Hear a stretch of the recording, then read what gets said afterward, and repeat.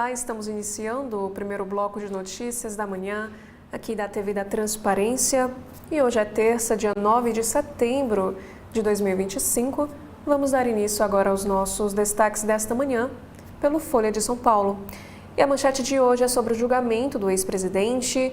O Supremo Tribunal Federal retoma o julgamento de Bolsonaro com voto de Moraes, em meio à tensão com Tarcísio de Freitas. O relator se manifestará hoje, nesta terça-feira, em breve, às 9 horas da manhã, com voto dos demais integrantes da turma na sequência. E a prisão em regime fechado pode se limitar a 1 ano, pelo 8 de janeiro, e a 11 para o núcleo do golpe. E o ex-presidente já planeja o pedido de prisão domiciliar se for condenado. Também temos aqui um próximo assunto, que a radicalização de Tarcísio divide centro-direita e grupo de Ratinho Júnior vê uma oportunidade. E falando sobre Tarcísio de Freitas, um dos editoriais em destaque nesta manhã é justamente sobre essa questão política envolvendo o governador de São Paulo. E o Folha escreve o seguinte no seu editorial: Tarcísio toma caminho perigoso ao afrontar judiciário. O governador de São Paulo emula bravatas de Bolsonaro, que mergulharam o país em anos de tensão institucional. E mais abaixo, no carrossel de imagens desta terça, temos aqui sobre o início da votação. Acompanhe as sessões decisivas do julgamento que pode condenar o ex-presidente Jair Bolsonaro. E como sabemos, o Moraes é o primeiro a fazer a votação. E também entenda como será a segunda semana do julgamento de ex-presidente e mais 7 réus no Supremo Tribunal Federal. Agora um outro assunto sobre esporte, tênis no parque. SP Open começa no Vila Lobos, com palmas para jovens talentosas e surpresa com cerveja a R$ 22. Já na área de meio ambiente, temos um destaque para os animais silvestres, número de saruês, que são os gambás nativos aqui no nosso país, recolhidos em São Paulo, mais que dobram em 7 anos.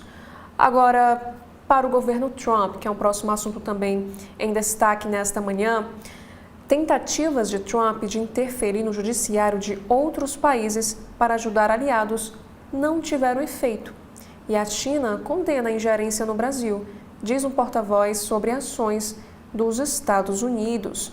Também temos aqui sobre o mercado de trabalho que o Itaú decide demitir cerca de 1.000 funcionários depois de fiscalizar a produtividade no home office.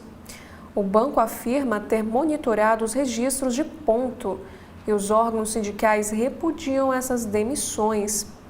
Já no governo Lula, Correios vêem risco de rombo no caixa até o fim do ano e podem pedir verba ao Tesouro Nacional. E sobre livros, o escritor Dan Brown diz que é como Taylor Swift e exalta a inteligência artificial ao publicar uma nova aventura pop. E o autor de O Código da Vinci abre a sua mansão dos Estados Unidos ao Folha de São Paulo nesta entrevista exclusiva.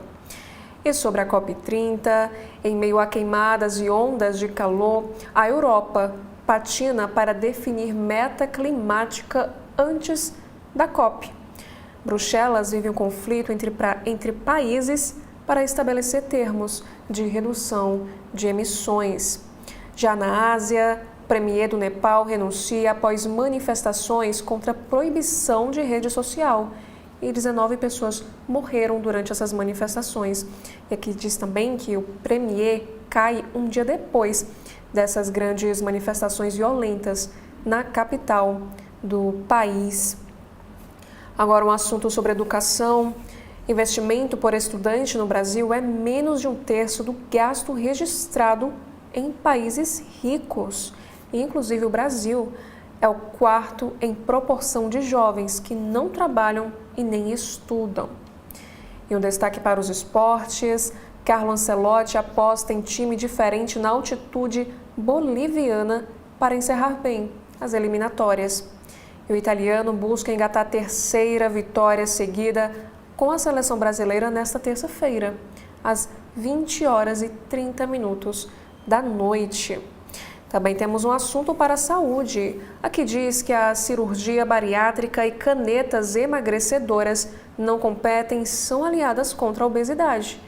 E os métodos são usados em conjunto, como no caso de chegar ao peso ideal para a operação da bariátrica. Agora, na seção Pare para Ler desta terça do Folha de São Paulo é sobre a tecnologia. Aqui diz que a inteligência artificial acelera carreiras da geração Z, porém, reduz vagas de emprego. E apesar de úteis, ferramentas dificultam a vida de quem procura por trabalho. E o texto explica como os modelos ajudam com as tarefas braçais, porém, mostra também um impacto na oferta de vagas. Já no caderno Todas, temos aqui um destaque para a maternidade. Grávidas que já fizeram um exame de tomografia computadorizada têm mais riscos, de acordo com o estudo. E na área da música, o Samba Book celebra Alcione, com um show na nova sede do MIS, lá no Rio de Janeiro. Agora os destaques da economia do Folha nesta terça. Primeiro, Carlos Lupe assume nomeações no INSS, porém se afasta de fraudes e preserva Lula na CPI. O ex-ministro diz que a autarquia tem autonomia e tomava decisões sem precisar consultá-lo. Também temos aqui outra chamada de capa, que novo secretário do Consumidor mira fraudes digitais e quer mudar fundo ligado à área. E o Paulo Pereira pretende também se debruçar sobre o tema do superendividamento e sobre alimentação. Aqui diz que o Procon de Minas Gerais multa a Piracanjuba por semelhança entre rótulos de leite em pó e composto lácteo. E o órgão diz que a similaridade de pacote pode levar o consumidor a adquirir o produto errado. Também temos aqui no próximo destaque que um ex-chefe de segurança do WhatsApp processa Meta por falhas em proteção de dados. Inclusive, o mesmo diz que a empresa teria colocado bilhões de usuários do aplicativo em risco. O próximo assunto é sobre a inteligência artificial. Juiz critica acordo de 1,5 bilhão de dólares entre Anthropic e escritores. E o caso pode voltar a julgamento.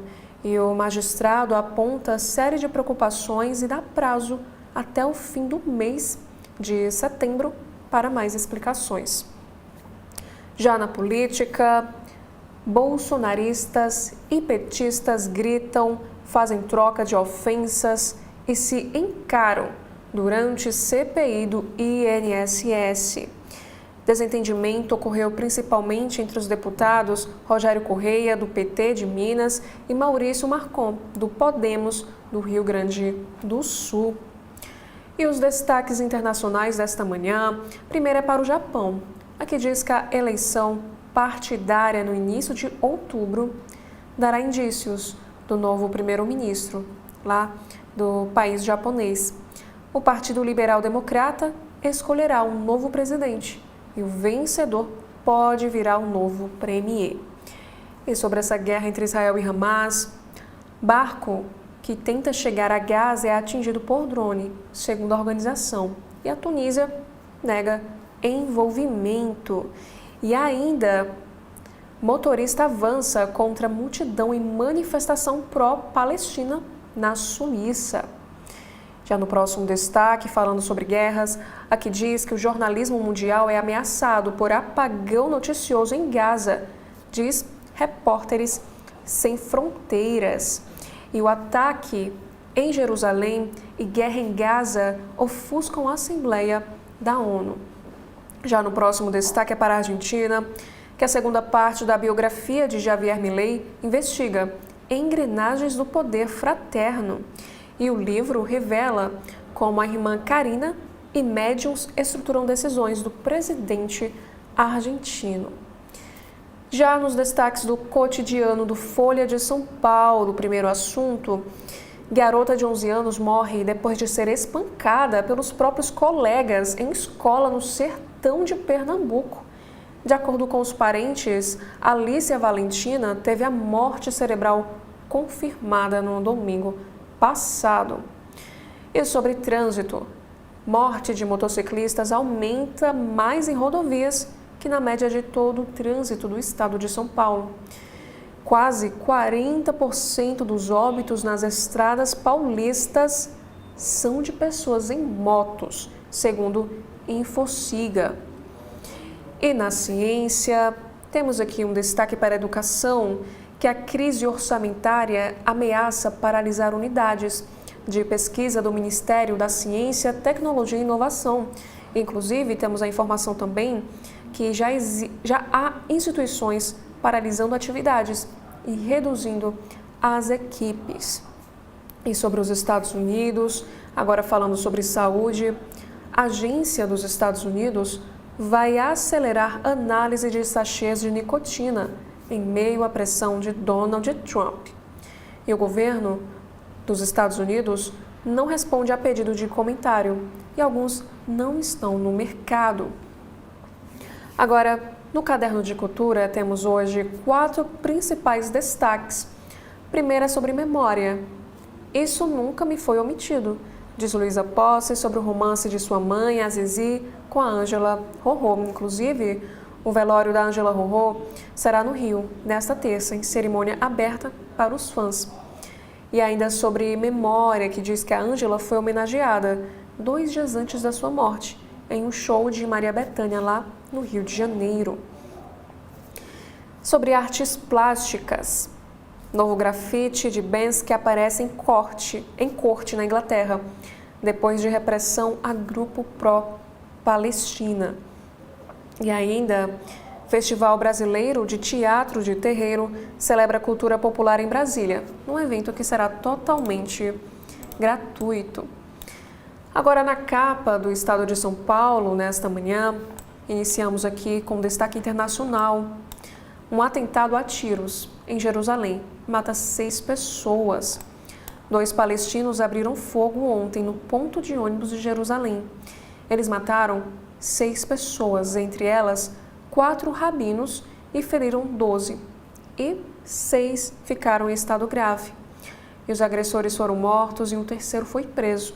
E o grupo terrorista Hamas celebrou essa ação, como a gente consegue ver aqui no momento pós-atentado. Agora a manchete de hoje é para a política nacional. Atrito institucional seguirá após a ação do golpe, prevêem juristas. Conflito do Supremo Tribunal Federal com o Congresso devem continuar acirrados. O desfecho do julgamento da ação penal do golpe, na opinião de juristas, não vai encerrar a trajetória de protagonismo do Supremo Tribunal Federal na arena política, iniciada no Mensalão, consolidada na Operação Lava Jato e prolongada no governo Jair Bolsonaro. E ao longo desse período, os conflitos da Corte com os outros poderes se intensificaram. Mesmo após a conclusão do julgamento de Bolsonaro, a tendência é que o STF siga no centro das disputas, seja pelas investigações que ainda miram o ex-presidente e outros parlamentares, seja pela reação do Congresso, onde avançam projetos como a PEC da blindagem e a anistia. E para o professor que foi entrevistado pelo jornal Estado de São Paulo, o Diego Werneck, do INSPER, o ideal seria que o julgamento de Bolsonaro marcasse o fim de um ciclo com o Supremo Tribunal Federal, dando um passo atrás. Mas o apaziguamento institucional não deve ocorrer. E a expectativa é de que a sentença no julgamento da trama do golpe saia até sexta-feira. E, falando sobre o Judiciário, temos aqui a resposta de Barroso. O ministro diz que o Supremo Tribunal Federal não julga no mundo das sombras. Agora, um próximo assunto aqui no Estadão é sobre a Argentina. Aqui diz que o dólar sobe e bolsa cai após revés de Milei na principal província. Após a derrota da direita em eleição na província de Buenos Aires, maior colégio eleitoral argentino, o dólar subiu 4,3% e bateu no teto definido pelo governo. E o risco país subiu e a bolsa caiu.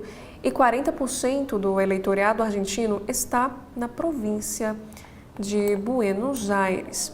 E o próximo assunto é para o ensino superior. Aqui diz que o relatório mede desinteresse por engenharias e tecnologia aqui no nosso país. Em países mais desenvolvidos, a média de adultos formados nessas áreas é de 23%. E no Brasil, fica em 16%. No BRICS, Lula acusa Estados Unidos de fazer uma chantagem tarifária. Essa declaração ocorre 2 meses após a cúpula do bloco no Rio, que antecedeu a sobretaxação americana ao Brasil. E, inclusive, os Estados Unidos prometem novas medidas contra Alexandre de Moraes. E para a crise na França, queda de Premier eleva pressão sobre Macron. Também temos um destaque para o crime organizado, que a operação mira irmã de chefe do tráfico da favela do Moinho. Na editoria de Economia e Negócios, São Paulo bate recorde de lançamento de novas unidades.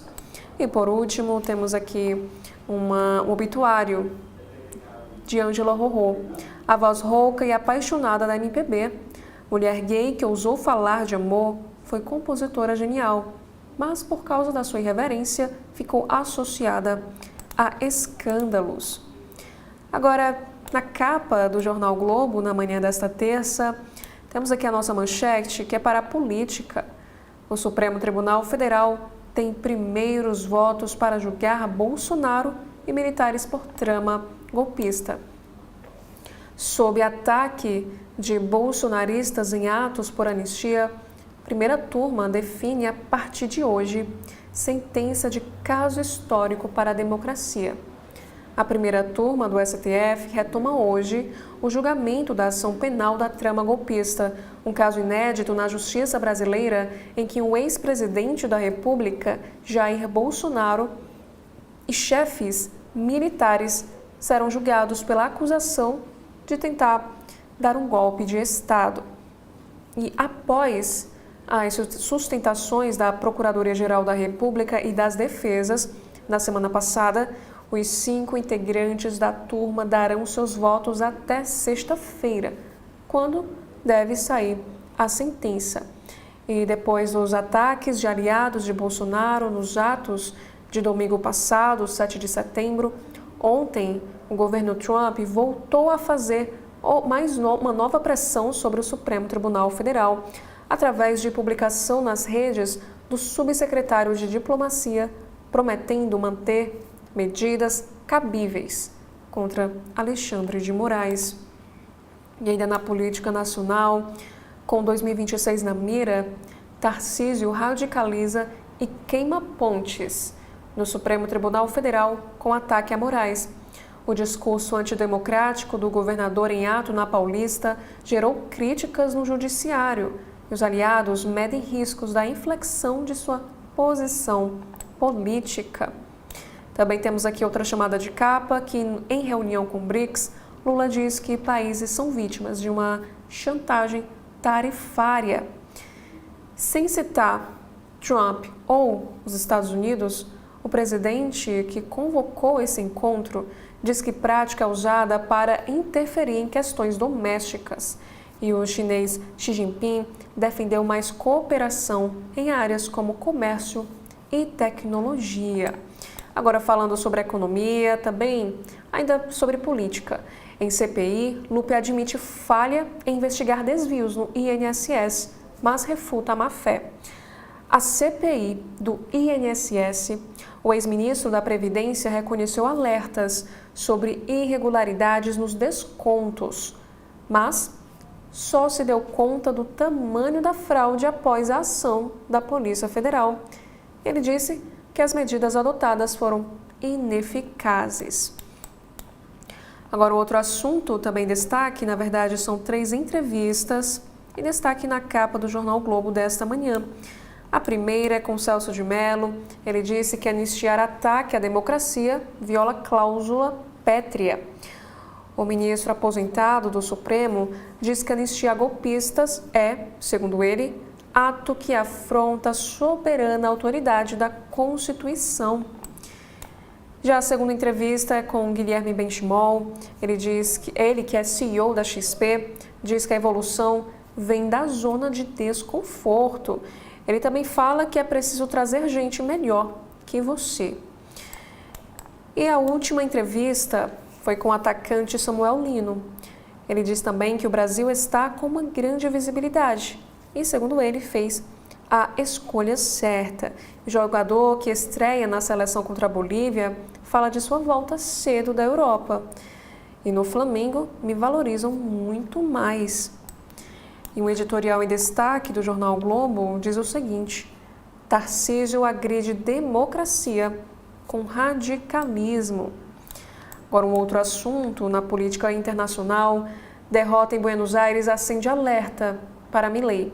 A vitória peronista na principal província do país foi um duro revés para o presidente argentino, que prometeu acelerar as reformas. Agora, na França, Macron perde o seu terceiro premier em um ano. Com a saída de seu premier, destituído pelo parlamento, o presidente francês sofre nova pressão para antecipar as eleições legislativas. Agora também um outro destaque, no futebol de várzea de São Paulo, silêncio após homicídio e ação do PCC. Um crime invisível ante vários olhares. Após uma briga em um jogo amador, o jogador foi morto a tiros por adversário que seria do PCC. E a facção prometeu justiça. E testemunhas com medo calam-se ser convocadas pela polícia. Agora um outro destaque também. Proposta para a SAF do Flu tem um aporte inicial de 500 milhões de reais. E por último, é uma notícia internacional. Atentado deixa 6 mortos em Jerusalém. Em meio à tensão da guerra em Gaza, 2 palestinos dispararam contra um ônibus e pedestres em Jerusalém Oriental, matando 6 pessoas. Ambos foram mortos. O Hamas não assumiu a autoria desse ataque, considerado terrorista por Israel. Já no Correio Brasiliense, no alto da capa, temos aqui uma homenagem. O adeus à irreverência de Ângela. A voz rouca e sensual de Ângela Maria Diniz Gonçalves marcou a música brasileira, tanto quanto a personalidade forte da artista. A Ângela não tinha meias palavras, definiu a si mesma na canção Agito e Uso como uma moça sem recato. E internada desde junho deste ano, ela enfrentava dificuldades desde a pandemia e chegou a pedir ajuda financeira pelas redes sociais. E ontem, aos 75 anos, sucumbiu a uma infecção pulmonar. E ao longo de sua carreira de mais de 40 anos, ela lançou 13 álbuns e nos últimos deles, Selvagem, em 2017, decretou que selvagem me sobra coragem para traçar a minha própria viagem. Agora a manchete do Correio Brasiliense é sobre educação, que diz que mensalidade atrasada atormenta os estudantes. Pelo menos 35% dos universitários brasileiros têm imensas dificuldades de pagar a faculdade e permanecer estudando, revela uma pesquisa da Serasa com a Mind Miners. O desemprego, problemas pessoais e perda de renda levam à inadimplência, que muitas vezes adia o sonho da conclusão do ensino superior, indica o levantamento. E parte significativa desses jovens endividados, que correspondem a 32%, acumulou pendências há mais de 2 anos com as instituições. Os psicólogos que foram consultados pelo jornal Correio Brasiliense afirmam que essa situação tem um forte impacto no rendimento acadêmico. E outro fato que tem travado o caminho ao diploma é o gasto excessivo com os jogos online. De acordo com a Associação Brasileira das Mantenedoras do Ensino Superior, 34% dos brasileiros entre 18 e 35 anos adiaram o início de um curso em 2025 devido a gastos em apostas pela internet, como o jogo do Tigrinho. Agora, mais abaixo, temos esta imagem, que é um destaque da editoria de cidades, rumo à lua cheia. No Paranoá, Reimada Noturna reúne alunos da escola Caluanã, no Clube do Exército, para uma aventura unindo cores e espírito de equipe. E ao pôr do sol, os participantes embarcaram para apreciar a chegada da lua. Temos também mais uma vez para o Oriente Médio, que Jerusalém volta a ser alvo do terror. 2 terroristas embarcaram em um ônibus às 10 horas e 15 minutos da manhã de ontem e utilizam uma submetralhadora artesanal para abrir fogo contra civis que aguardavam ali na parada. Pelo menos 6 pessoas morreram e outras 6 ficaram gravemente feridas. E os atacantes foram abatidos. Socorristas que atenderam a ocorrência falaram ao Correio. E o primeiro-ministro Benjamin Netanyahu ordena que moradores abandonem agora a cidade de Gaza. E na Argentina, temos um destaque que é sobre a derrota nas urnas, que é um alerta para Milei. E sobre a seleção, Brasil enfrenta a Bolívia nas nuvens. E mais um assunto é sobre as onças da Fercal. Especialistas do IBAMA avaliam que 2 felinos, a mãe e um filhote aprendendo a caçar, fizeram os ataques a 4 bezerros e uma vaca no sítio, lá na Serra da Catingueira. E sobre negociação, que é um destaque de uma entrevista que aconteceu ao CB.poder, Enoque Venâncio e Marlos Vinícius, representantes do Simpol, falam sobre a campanha salarial da categoria e também sobre o componente político das tratativas. E na economia, Lupe culpa INSS por irregularidades. O ex-ministro da Previdência e o presidente nacional do PDT, Carlos Lupe, negou ontem, na CPMI, ter acobertado as fraudes no Instituto. Numa sessão tumultuada, Lupe negou conhecer o careca do INSS e informou ter se encontrado com Frei Chico, irmão do presidente Lula, para tratar de demandas do sindicato. E o próximo assunto em destaque, Lula pede reação do BRICS. Durante a cúpula virtual do grupo, o presidente convocou os 5 países a resistir ao que chamou de uma chantagem tarifária, sem mencionar nominalmente os Estados Unidos ou Donald Trump. Na economia também, BRB vai insistir no MAST. Nos Estados Unidos, o governador Ibanez Rocha falou que o Banco de Brasília não desistiu de comprar a instituição paulista, mesmo após o veto do Banco Central. E na política, julgamento no Supremo Tribunal Federal é prova, reage Barroso. Na véspera da retomada da ação da tentativa de golpe, o presidente do Supremo Tribunal Federal, Luiz Roberto Barroso, reagiu aos ataques feitos a ministros da Corte por aliados de Jair Bolsonaro, um dos réus. Ele disse o seguinte: processo penal é prova, não disputa política ou ideológica. E fecha aspas, reagiu um magistrado. E hoje, na primeira turma do Supremo, o relator Alexandre de Moraes vai apresentar o voto contra os 8 acusados. E antes de darmos continuidade agora com os destaques do Jornal Cearense e o Povo, faremos aqui um rápido intervalo. TV da Transparência, o seu veículo em defesa da cidadania plena. E o governo do Ceará não para! O governo do Ceará, com apoio federal, está ampliando hospitais e fortalecendo o atendimento em várias regiões. São 362 milhões a mais investidos em unidades de saúde de Fortaleza, Crateús, Sobral, Itapipoca e Acaraú. O governo implantou um centro de atendimento ao câncer em Crateús, com capacidade para realizar cerca de 6 mil procedimentos oncológicos por ano, beneficiando pacientes da região. Em Varjota, foram autorizadas mais 2 obras: a reconstrução da CE 366 até Santa Quitéria e a construção de uma areninha.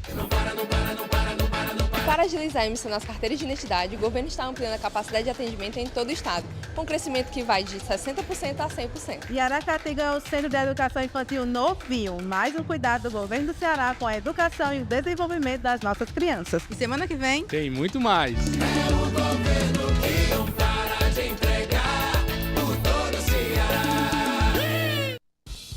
Para quem não para, o dia já começa no corre. Por isso, o governo do Ceará agiliza o deslocamento de milhares de cearenses. E vai agilizar ainda mais, ampliando a mobilidade com novos trechos do VLT para integrar a cidade. O trecho ramal-aeroporto já está quase pronto. Ele vai ligar a linha Parangaba-Mucuripe até o aeroporto. E não para por aí. Já começaram as obras do trecho Aeroporto Castelão, um trajeto de 12 minutos que vai passar por 5 bairros e 2 novas estações. É menos tempo no trânsito e mais tempo com a família. Mais acesso, mais conforto, mais qualidade de vida. Atualmente, o estado conta com mais de 84 quilômetros de trilhos. Com a expansão dos novos ramais, esse número chegará a 100 quilômetros, com capacidade para transportar 217 mil pessoas por dia. O governo do Ceará segue investindo em mobilidade, porque quando o transporte melhora, a vida das pessoas melhora também. O governo não para, o Ceará avança.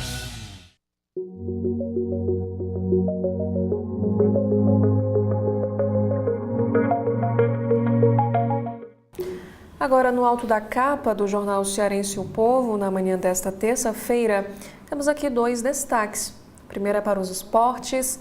Novo técnico do Fortaleza, Palermo, fala sobre maior desafio da carreira. No caderno Vida e Arte, temos um grande destaque para Regina Quinjo. Nova voz da música cearense, une vocalizações e domínio de palco. E a manchete de hoje é do caderno de cidades, dizendo que em um mês, aqui no Ceará, 501 pessoas são presas por violência contra mulheres. As prisões aconteceram por meio da Operação Nacional Chamar, coordenada pela Secretaria Nacional de Segurança Pública, a Senasp. E os dados são do período de 1º de agosto e 4 de setembro deste ano. E mais um destaque, na verdade, uma reportagem na área da política. O Ministério Público do Estado do Ceará apura papéis da casa falsos em ano eleitoral na gestão Sarto. Já na economia, polo automotivo no Ceará vai produzir carros elétricos da GM a partir deste ano.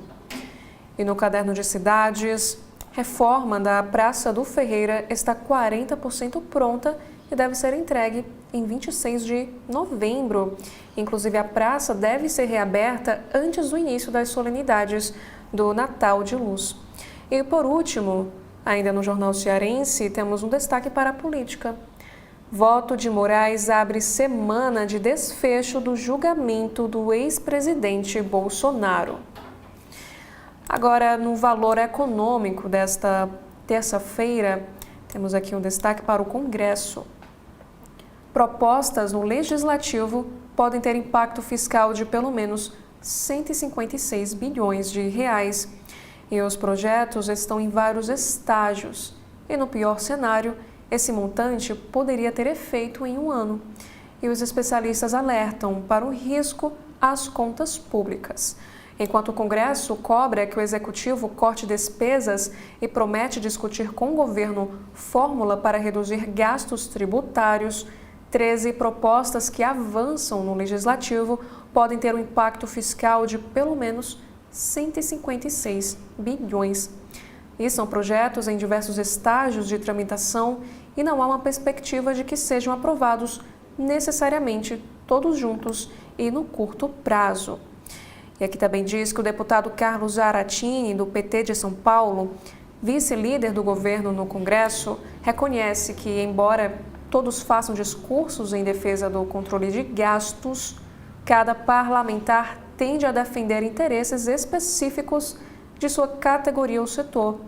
Já o diretor da Instituição Fiscal Independente, o Alexandre Andrade, afirma que esses projetos representam risco às contas públicas, pois criam despesas ou renúncias que exigiriam do Executivo a busca de receitas alternativas para compensar os impactos. E, para ele, o cenário já é de aperto, marcado pela dificuldade em cumprir o limite de despesas previstas no arcabouço fiscal e a meta de resultado primário. Também temos aqui um próximo destaque, que a Bolsa cai 13% e o dólar dispara após derrota eleitoral de Milei. Também temos aqui outra notícia em destaque, que o Tesouro forma colchão para quase 8 meses. Técnicos do Ministério da Defesa avaliam que o Tesouro Nacional formou uma caixa confortável e, mesmo se interrompesse as emissões até o mês de dezembro, permaneceria acima do patamar considerado prudencial para a gestão da dívida pública. E no início do ano, o órgão adotou o ritmo acelerado de emissões, com alto volume semanal para encher o caixa e garantir o conforto em 2026, que será o ano eleitoral. Já no fim de julho, o colchão de liquidez era de 988 bilhões de reais, suficiente para 7,75 meses de vencimentos, que é o nível considerado prudencial, que é de pelo menos 3 meses. Também temos aqui um destaque para a Justiça, que perdoar eventual condenação de Jair Bolsonaro equivaleria a uma autoanistia por parte do Estado, uma vez que a tentativa de reverter o resultado da eleição de 2022 se deu enquanto o ex-presidente estava no poder e agia em nome do Estado. Isso quem afirmou foi o ministro aposentado e ex-presidente do Supremo Tribunal Federal, Carlos Aires Brito. Ele também afirmou que a Constituição não fala de autoanistia.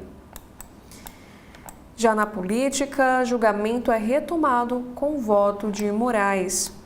A primeira turma do Supremo Tribunal Federal retoma hoje, com o voto do ministro Alexandre de Moraes, o julgamento da ação contra o ex-presidente Jair Bolsonaro e outros 7 réus acusados de tentativa de golpe de Estado.